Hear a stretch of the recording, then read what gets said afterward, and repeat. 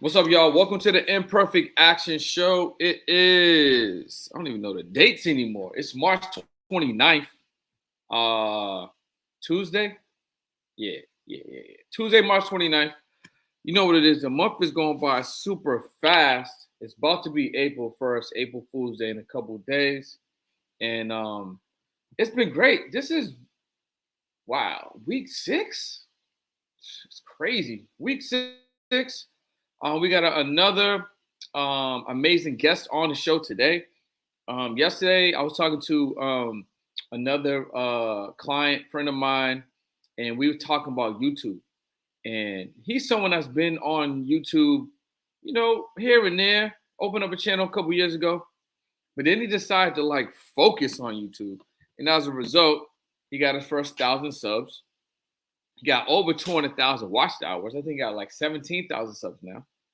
And he's monetizing. So I thought it would be great to bring another one of my friends on the channel. Now, this is someone who's a little bit more advanced in YouTube. He got about 40,000 subs. I'm pretty sure, just about. And he's going to be talking about how to monetize on YouTube on his particular level. So I think he just tapped in. So let me add him to the stream real quick. What's up, bro? My guy, what's going on? What's good, man? You can hear me? Yeah, I can hear you perfectly. Can you hear me? Yeah, bro. I can hear you. Man. I can hear you. I was just talking to the viewers real quick about yesterday. I was having a conversation with a smaller YouTuber who actually just got to monetization. And we were kind of sharing his experience. So I think it's definitely fitting to bring you on at where you are at to talk about how you're monetizing, how you growing your channel, what has been an effective use of the channel for you, and what people can expect when they get to that level, and what they should be aspiring to if they're looking to open up YouTube channel. So what I generally do is I give the guest an opportunity to kind of just introduce themselves, let them know a little bit more about what you got going on, and then I'm gonna send a text out to our community, let them know that we're going live right now. Okay. So yeah, let them know a little bit more about you, what you got going on, and things like that. For sure. So y'all, my name is Kyrie LaPlanche. Um, I'm the oldest out of 7 kids. I'm a basketball player, as you know, my guy Brendan Boyd just said. I'm a YouTuber. I do this full time. I also have a media company called Creative Media. And I'm getting ready to release my second book coming out next month. So I'm very excited for that. And again, right now, I just been grinding on YouTube, going hard at it. And, it's been my passion since like 2015. So I just been going hard and, finally got to a point where I can literally, get monetized and getting recognized by a few people, especially, Brendan Boy, when I came out to Cali, it was funny because when I was there at I think it was Santa Monica Park, I think. Is that the spot in it? I forgot the name. Yeah. You talking about when you were hooping? Yeah, nah, that was Venice. We went to Okay. Santa Monica Park though, like with the Ferris wheel and all that. Okay, yeah. You're talking Yeah, about Santa Monica Pier. so we, when I pulled up over there, I'm over here just like, just walking by, and then next thing you know, there's people that are recognizing me, like, "Oh, are you Kid Kyrie?" I'm like, "Yeah," and then they was like, "Yo, can I get a picture?" I was like, "Oh yeah, for sure." And then, it was crazy. So then even at Venice, when I went to Venice Beach, same situation. A kid from he goes to UCLA, but he's originally from France. He was like, "Yo, I've been watching you since COVID."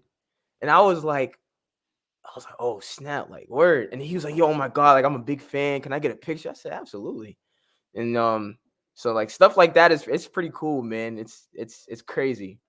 It's definitely crazy, bro. So So right now, I'm looking at your channel right now, and so right now, Kyrie's sitting at about 31.1 thousand, 31.1 thousand subs yes, sir. uh, Yes, sir. as of today. So I just want to kind of put that there.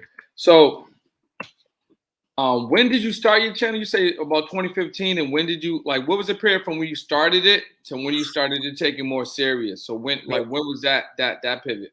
Yeah, so I created it in 2015, and the reason why I created it was because I wanted to. I growing up, I never had crazy basketball exposure. Like I never was the top ranked kid on the team. I never was the top ranked in the country. None of that. I just love playing the game, and I could say I'm pretty good at the game as well. So but again, I just never had that type of exposure. So I had to figure out a way how I can create that exposure from myself. And I used to watch these videos, and I still do to this day, called hoop mixtapes and ball is life videos. So basically with them, with those type of videos, it showed a lot of like the top ranked high school basketball players, um, and a lot of the college players and stuff like that, but it mainly focused around high school players, and it showed them just like literally just like a self-explanatory mixtape, but them just crossing up people, hitting them with an in and out, doing some crazy stuff on video. And I was just so amazed by it. I'm like, I want to get on their platform, but I was never big enough to get on their platform, and I wasn't known. This was like 6th, 7th grade. And so from there, that's when I was like, how can I create my own way of doing it? So even if you go on my channel now, you scroll all the way down, I still have my mixtapes from like 2015 on there, just to let people know, like, hey, like, I'm not lying to y'all. This is really for real. Like, I really tried doing like my own stuff. I started creating videos on my phone. I had an iPhone 5 at the time. So I created my own mixtapes on the phone. The videos were trash, bro. It was awful. But it was the point. It was like getting started, and again, just trying to create exposure for myself, because I had a fun time doing it, and stuff like that. So by the time I was fast forward, by the time I was a junior going into my senior year, that's when I started getting for real on YouTube and started really And posting. how many years or what time span was like when you was casually doing it and you was like, yo, I'm about to do this? Right. So when I was a junior going into my senior year, that was the time. So I was basically about 17, and Okay. I'm 22 now. So I was basically 17, um, kind of getting for real on it. And then, but again, like my videos weren't taking off. I wasn't getting the numbers I wanted, but I just loved doing it in general. Like I loved creating the content itself. I loved the editing process, what goes behind it. Um, I loved everything about it. So I already knew eventually the views were gonna come, but I always kept studying, like, why aren't my videos blowing up? Why aren't my videos getting the numbers they deserve? And partially because, one, Kyrie, your video, like your content is good, but the way you're doing it sucks. Like the way you're putting it out, the certain clips were too long, certain audio was bad music choice, like little things like that capture an audience, and gives them a different feel. Like, because one of the biggest things is, if your audience doesn't feel your video within the next 30 to 50 seconds, they're clicking off right away. So, but long story short, right? So that's when I really started getting for real on it. And honestly, I took a break after I went to college in 2018. When I went to college, I took a break because I was playing ball over there at another college. And I remember my uncle telling me, like, Kai, you got to get for real. You got to get back on YouTube. And at the time, I only had about, when I got back, I only had about, I would say, like, I think around 530 something subscribers. And again, my videos weren't getting the numbers they deserved, I felt like. So that point, I was like, I'm gonna just take a break and do this and that. And so then when I got for real in 2019, like that's when I really started going hard, like really studying like all of these different vloggers. Um, and I started studying just a lot of different content creators, what makes their videos good. I started studying people that had like 100K, 200K, a million subs. And like I was just really intrigued on their storytelling, intrigued about how just the whole editing process itself, the way they're vlogging, the type of equipment they're using, um, and things like that. So then by that time, that's again, I just when I really started getting for real and started really locking in on it for sure. And ever since that, the work speaks for itself. Let's So let let's do a quick little recap and kind of set the conversation. If you guys have any questions specifically for Kyrie, definitely drop them in the chat. Because if this is something that you guys are thinking about, or maybe you have a YouTube channel and you've been kind of dancing around it and wanted to take it more serious, but you haven't, you know what I'm saying? This is definitely a valuable conversation with a creator that can give you some like real time, insight and some feedback. So, you started a YouTube channel 2015. And what intrigued you about the platform was that you had an opportunity to get more exposure for basketball. So you was using it as a tool. You identified that, hey, some of these other platforms that would be nice for me to get on, I'm unable to get on them at this point. So I'm just going to create my own platform, and YouTube looks like the best place for me to be. Small little window at that point where you kind of, you was being real casual with it, but at some point you got like 17, 18, started taking more serious, started to create because you knew the views would come. You know what I'm saying? You really just loved the effort in creating content and things like that. Then you just started studying, what's the proper way to put the content out? You started studying the larger creators, like what's their vlogging style like? What equipment are they using? What strategies? What's the music? What's the editing process and things like that? And then fast forward, it kind of brings us to where we are right now. So let's talk about like what goes into the way you create, your mindset around creating right now. You know what I'm saying? What you noticed, what I'm saying, as far as the algorithm and what your fans are really interacting with.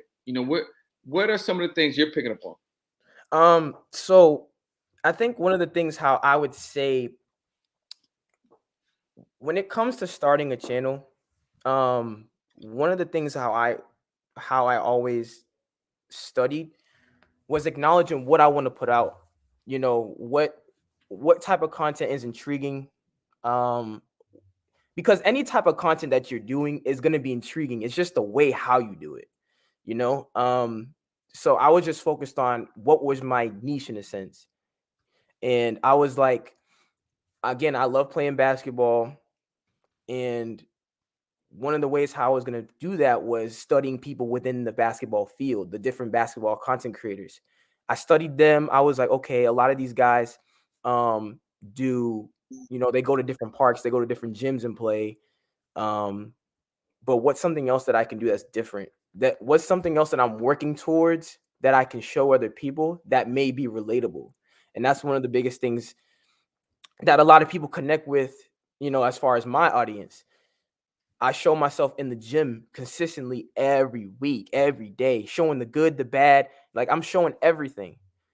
Because when I know once I get to a point where I get what I'm grinding for and what I'm putting in the gym hours for, and it comes and it shows, they're going to be like, yo, this dude, like, he really got it. And he really showed like everything that was going in it within all the work, the hours, this and that. So again, it's just starting off, finding out what type of audience you want to attract. And then from there, I just, again, I'm going to repeat the same thing because I really do believe it. Like you have to study, like you have to see what other people are doing in order to find out what can work for you. Also kind of taking what's hot in a sense, like you got to see what the sauce is like, and then you got to kind of add your own spice to it. And that's how I always considered it as. And I don't always limit myself to just basketball itself. I love working out, like as far as weightlifting. I love to do reaction videos. I love to do like gaming videos and things like that. So one of the ways is like I know how to be versatile, but I have to figure out a way first on how I can build my audience within the main thing that I do first. Obviously, again, which is basketball. So I use basketball as a tool to help me do this and that. And again, just building the audience from there. And then you start adding on the little stuff like the workouts, the gaming, things like that, reaction videos. Like it's crazy. But again, I'm gonna tell you guys right now, like the biggest thing was just studying your people, studying the area. Like there's a lot of different people. I can go on and on about this all day. Like there's a lot of different like YouTube content creators like within the makeup industry. If somebody was interested in doing that, I'll be like, okay, let's search up makeup content creators. You search them up, boom, you got them vlogs. You got them doing makeup tutorials, how they do, I don't know, whatever they call it, but how they do certain stuff, whatever, try on hauls, like little things like that. It's an art to this, bro. It's an art. And it's fun, bro. It really is. Can you also remind me the other question that you asked? Because I can go on and on about this all freaking day, bro. It's crazy. Real quick. First of all, welcome community. If you're just jumping on, it's the Imperfect Action Show. On this episode, we got my guy, the kid Kyrie, and he's talking about how to monetize on YouTube. So we're gonna get into some of the monetization aspects. But we were just talking about his path from starting the channel, growing the channel, studying the game, getting more serious, and some of the techniques that he used to build the channel up and diversify. So if you're just jumping on, I'm gonna run right through it. He was talking about identifying what type of audience that you want to attract. What type of content you're creating. Basically, he's saying it can all be intriguing. It's just about how you do it and how you present it. You want to make sure that what you do is relatable, but at the same time, you want to make sure what you do is different. One of his strategies is showing everything, showing as much as you can. See what's working in the marketplace, but remix it, add your spice to it. For him, some of the things that he also adds along with the basketball is the weightlifting reaction, the gamification, being more versatile. And, he's a student. He studies the game. He studies the creators. He sees what's working, and he applies that. So that's a lot of things that you guys can do. Hey, give me a quick, a quick little a note. If you're watching this, drop a 1 in the chat if you have a YouTube channel, or if you're thinking about, and if you think about creating one, drop a 2. So drop a 1 if you currently have one. Drop a 2 if you think about creating one. So one of the questions I want to ask you before we talk about the monetization is, when did you feel like you were in your groove with creating? You know what I'm saying? So you were like, I'm doing 1 video, I'm doing 2 videos. This style of video is really nice for me. You know what I'm saying? Like, when did you start getting in pocket? I definitely would say around 2020 when COVID hit. Because I already knew off rip, once COVID hit, everybody was gonna be in the house, and everybody kind of in a sense had no choice but to be on their phone and do writing, doing all this sorts of stuff. But everybody was gonna be on their phone, and I knew just the whole YouTube community itself was gonna go up by this much. So I was like, all right, bet. Now I'm gonna show what's something that nobody is doing. Nobody's showing themselves working out during COVID. Nobody's going outside, going for a run. Nobody's showing themselves doing a whole workout consistently every single day. So I identified and studied and said to myself, you know what, bet, this is what I'm gonna do. And I started finding a way how I was gonna put it out. So again, once I got to that point, like I said, during COVID, I was like, all right, bet. Like, I figured out the way how I'm gonna do the video. Now it's just a matter of how I'm gonna like the content itself. What am I gonna do to strategize to kind of get it, to kind of brand it just a little bit more and get the views that it deserves. So then I got to a point, I was like, all right, now I'm gonna take it up a notch, and I'm gonna do something that nobody's done before. So there's a specific video on my channel. And this was the video that made me really took my channel to the next level and made me like the algorithm really just hit it. It's called Day in the Life of an Athlete Grinding for a D1 Offer. During that, again, as Brendan said, I'm a student and I'm still in college. So and obviously basketball during COVID in 2020 obviously everything was shut down and canceled. So I used that as my strategy, as something that was different from everybody else. Everybody else was showing like all this, showing like the success and stuff that they're at now and this and that, but nobody showed the work that it's going to take to kind of get to this next level. And especially the work that it's going to take during the hard times that everybody's sitting down, everybody's laying down. Meanwhile, I'm over here waking up at 3-4 in the morning, putting in work, doing what I'm doing. And, so long story short, my video blew up during that time, and it had, I think, over 220,000 views. And again, for a YouTube algorithm, it's pretty respectable, because it's definitely difficult to kind of get those numbers. And that's kind of how I kind of got it started, and knowing like this is the type of things, this is the type of flavor how I want to bring my content and really expose it more. If So that you makes start, sense for you. yeah, 100%. You started to identify, you could look at them as holes in the marketplace, or you could look at them as, different things that other people were doing, or you could just look at like, okay, you took advantage of, like a moat. So the moat being, okay, it's COVID time, right? So what's everyone doing? Everyone's in the house. So now they're going to be spending 5x more time, 10x more time on their phone. So if I can create content that's interesting, what I'm saying, and it has, a little bit of strategy onto it, they're gonna be paying more attention to me. This is a great opportunity for me to like expedite the growth of my channel or just get more people to watch the channel. You guys have any questions for Kyrie? Drop them in the chat. Because I want to make sure that he, gives any insight or answers any question that you guys may have. I kind of want to move over to the monetization aspect. So just I got a couple questions here. So the first question is, what video did you have that really brought you, a decent sized bag? So let's say, maybe even a couple $100 when like it went in your mind, like, yo, I'm about to really do this. Cause I know that happens. Cause even with me with coaching, when I first got like, let's say my first even $500 client, or actually back in the day it was $300 client, I was like, yo, bro, I can get some money. I started doing the math, like, okay, if I get 5 of them, that's 1,500. Okay, so like, you know what I'm saying? So what at what point, or maybe you remember the video, but like what point did a particular video hit and you got maybe a couple $100, and maybe it was $50, $60, and you was like, okay, I used to create for free. Now I'm getting incentivized. Each video can bring me some type of bag. What was that like for you? Yeah, nah. So that video I just explained, day in the life of a D1, day in the life of an athlete grinding for a D1 offer. That's the video that took me off and really made me get that bag for real.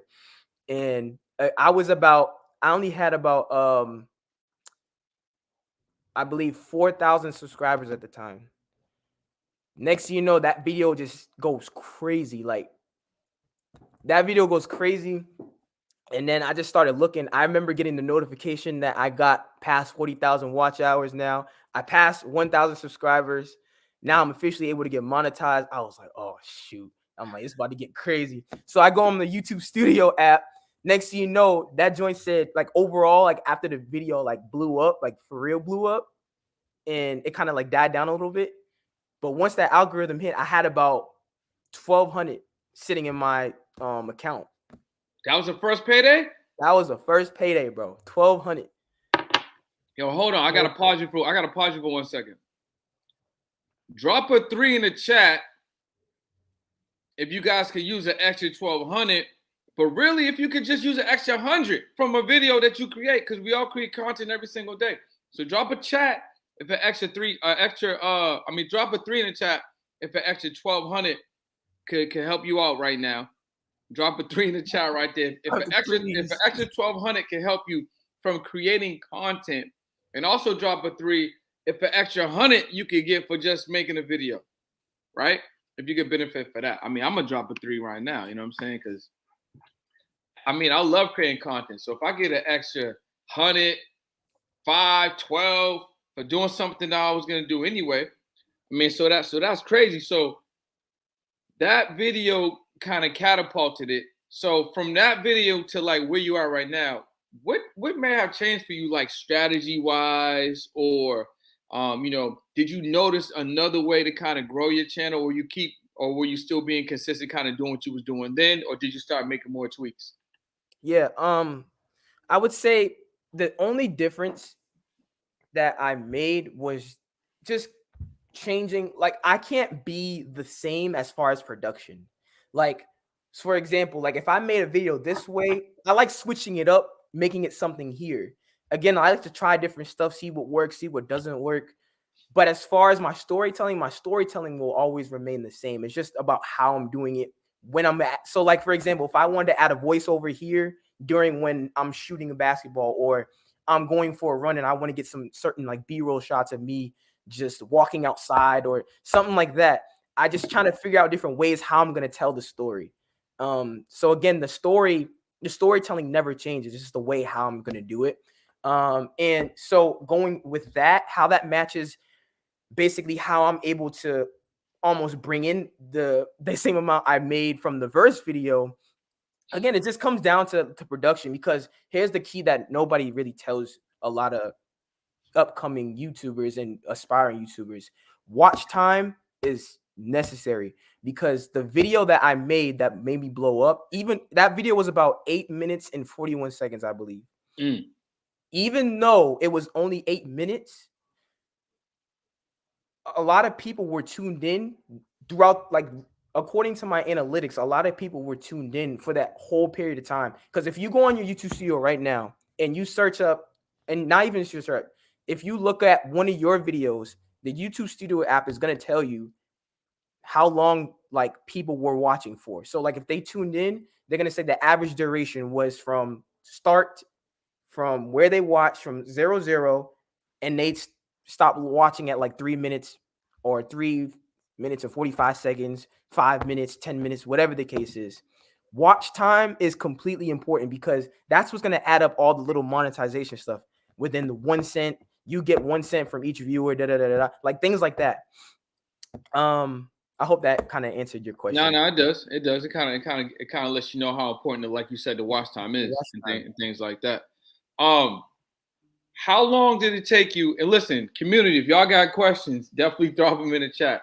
We're coming up on an hour, but I still got a couple more questions for Kyrie. So, what would you say, like, because you was talking about style, you know what I'm saying? You talking about style and then like switching it up.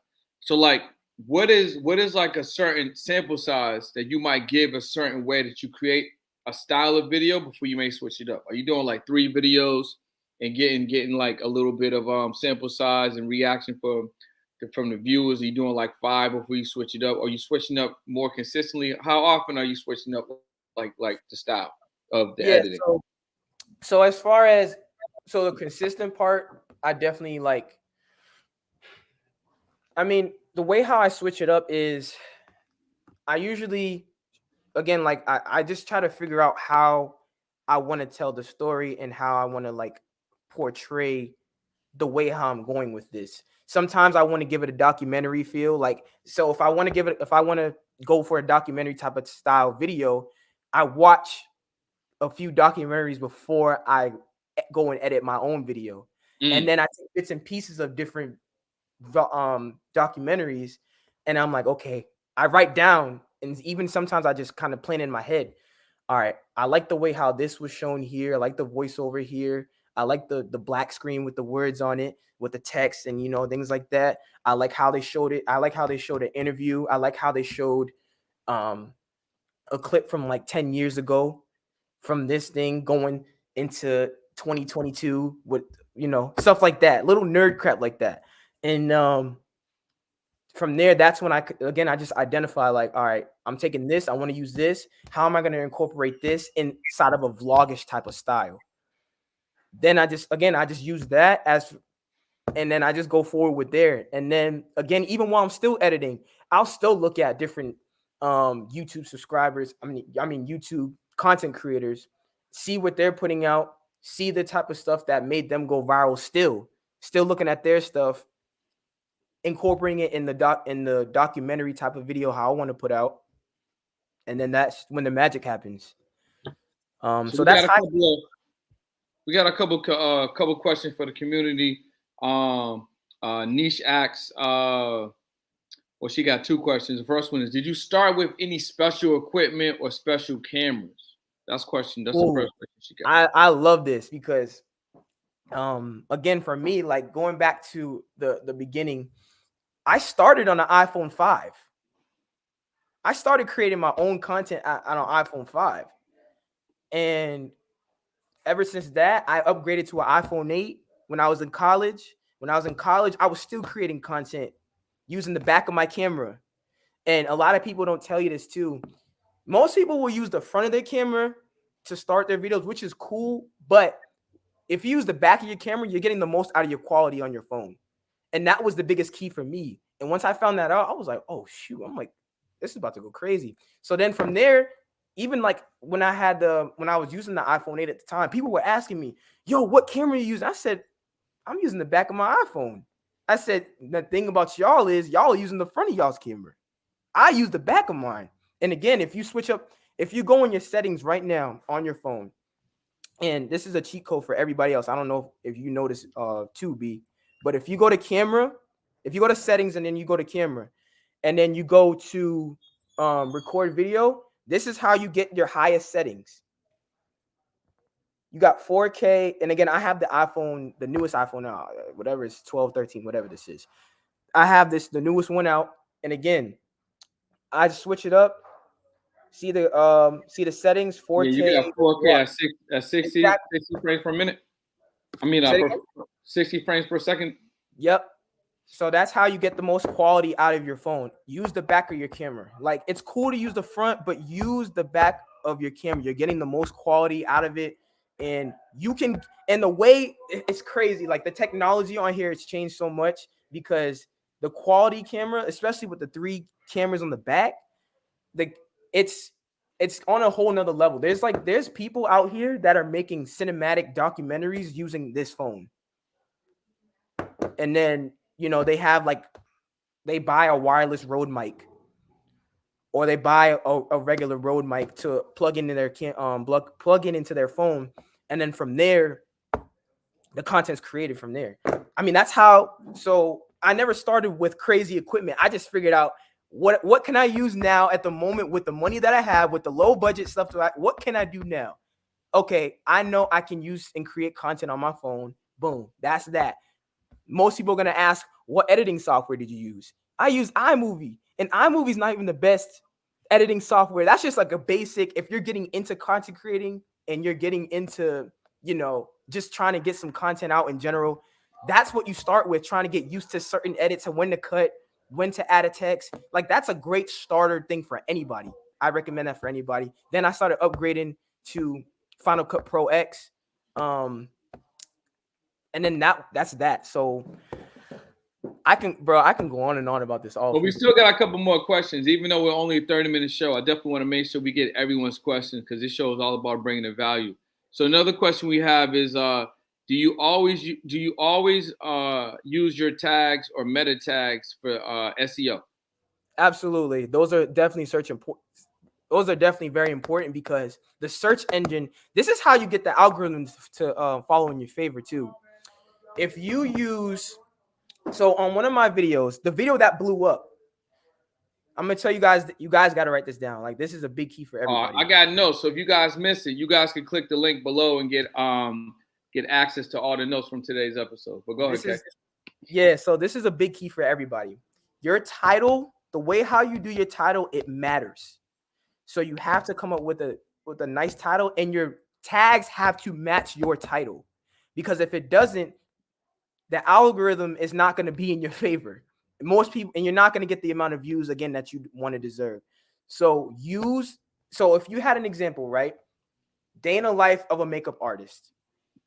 In the tag section, you want to be as specific as possible. If it makes sense or not, put it in there anyway. So, for example, right? Day in the life of a makeup artist. That's the title. Here's are the tags that I would use. You don't even have to put hashtag. It's just makeup, person, people, life, lifestyle, vlog, vlogger, vlogging, hustle, hustler, hustling. Like, all little type of words you can come up with that may just sound stupid, throw it in there. And then even a tag like day in a life. Like, there's so much little stuff that you can do within that to make it then the reason why this happens is because when people search this on even Google, your video is going to be most likely shown because of that tag and because it matches with the title as well. So 100%. Yo, I think that, I mean, that's I already know about that, so that's definitely crazy. If you guys are feeling the show so far, you like this episode, you like the value, drop a 4 in the chat. We're gonna go to some other questions. Any tips for someone who's getting started and wanting to do a podcast style YouTube channel? Okay. So if you're just getting started, so say if you have no equipment or you're on a certain budget or whatever, one of the ways how I would do this is I would have I would find a way to have 2 different phones. So whether if you have your main phone and then you have another spare phone that you used or from you upgraded from, whatever the case is, try and do that.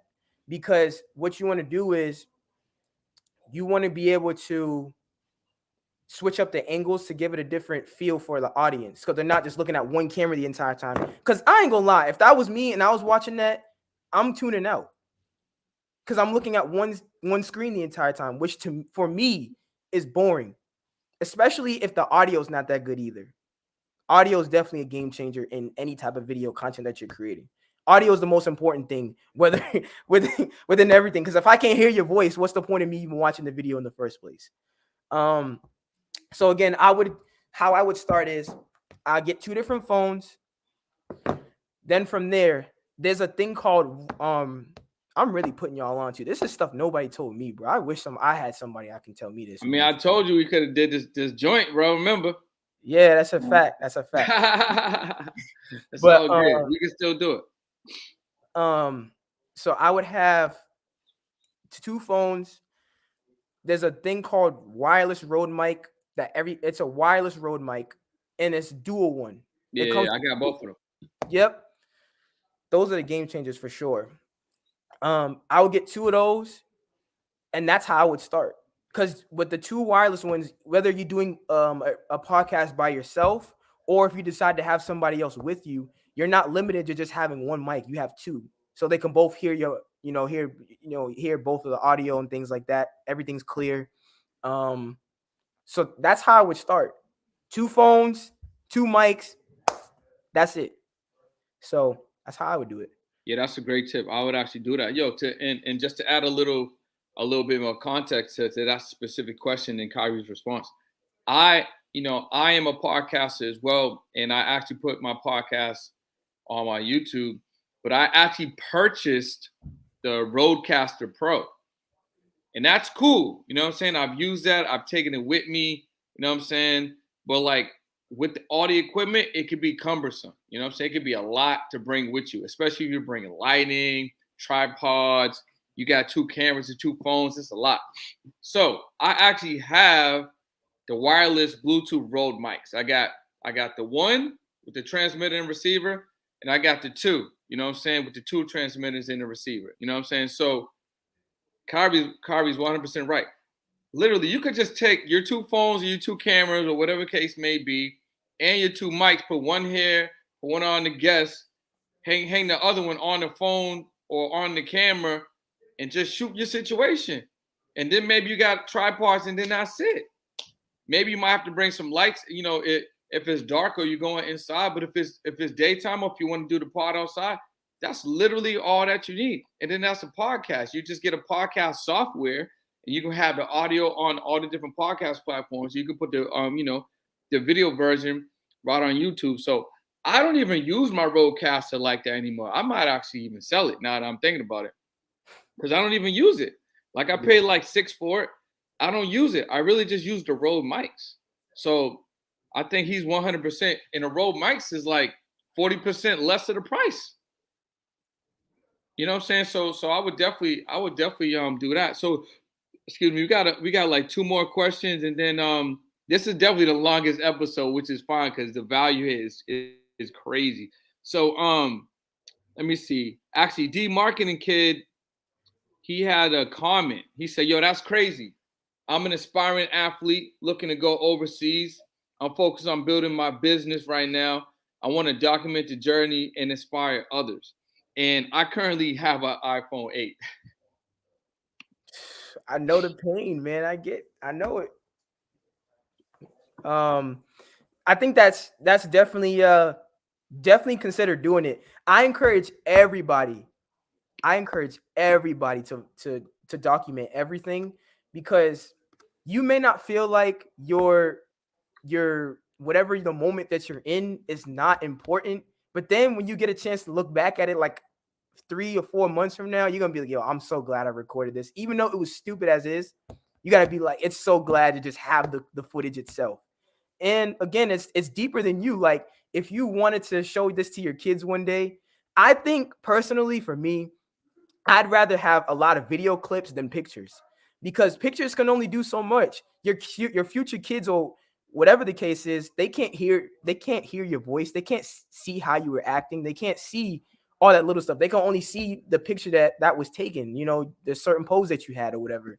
But when you can hear another relative's or another person's voice, their actions, their characters, see all that, it's just a different game changer, bro. So like, again, like, I definitely would encourage you to definitely vlog, just document everything, whether it's you going overseas or you building your business from startup to finish. Like, document all of that, and then put it out there and show people. If you're comfortable enough to do it, show other people, because everybody can relate when they're at the bottom. Everybody can relate to that. Not everybody can relate when they're at the top, but That's when you're at true. the But bottom, everyone wants to show the top though too, which is crazy if you really think about exactly. it. If you can relate to people when you're at ground zero and you're going up, their respect for you goes up even higher, because they value who you are and what you're doing. They seen all the work. They see all the hours that you put in. They see all that. They see all the background work. So I definitely would encourage it, man. So look, man, we want to wrap it up. We definitely gave you guys some additional value. We went over time, but that's cool because that's what this show is all about. On the Imperfect Action Show, man, we give you principles, strategies, tactics, lessons that you could take in real time and implement into whatever you have going on the marketing side and on the business side. Today's episode, we got my guy, the kid Kyrie, who's talking about monetizing on YouTube and how you can position yourself to do it too. So Kyrie, let them know where they can tap into you, where they can find you, what you have going on, and how they can, learn more about you. Now, for sure. You guys can follow me on Instagram at Kid Kyrie, KIDD_Kyrie, KYREE. It's on all platforms: Instagram, TikTok, and YouTube. If you guys have any questions, feel free to DM me. I'm not Hollywood. I'll make sure to try to get back to everybody as much as possible. But y'all, if y'all have any questions, hit me. I promise you, I'm willing to help anybody at any time. But if you guys also are really considering starting a YouTube channel, I really encourage you to do it, because I believe this can be profitable for anybody, whatever industry that you are in. Whatever industry that you're Whatever in. industry that you're in. I'm gonna be getting tongue tied, bro. That's all Because good. I'm passionate about it. But tap into it. Tap into it. I promise y'all you'll love it for sure. So yo, bro, hold on one second. I just want to make sure we capture this last thing. So yo, man, I want to thank you for coming on the show today. I want to grab a little bit of footage real quick. You know what I'm saying? Let people know that we really did this right here. You know what I'm saying? yes, Looking forward to bring you back, man. I think you have a lot of value to give. Definitely had a lot of people on this show interacting and getting excited about doing their own channel and things like that. So we'll definitely love to have you back, maybe about a month or so. You know what I'm saying? So we can see where you are, drop more gems onto the community and things like that. for sure. It's an honor having me on here, B. I appreciate it, bro. For real. All right, y'all. Look, we're back tomorrow with another episode of the Imperfect Action Show. Make sure that you guys tap into Kyrie at Kid. That's KIDD_Kyrie on all platforms, and we will see you guys tomorrow. Peace.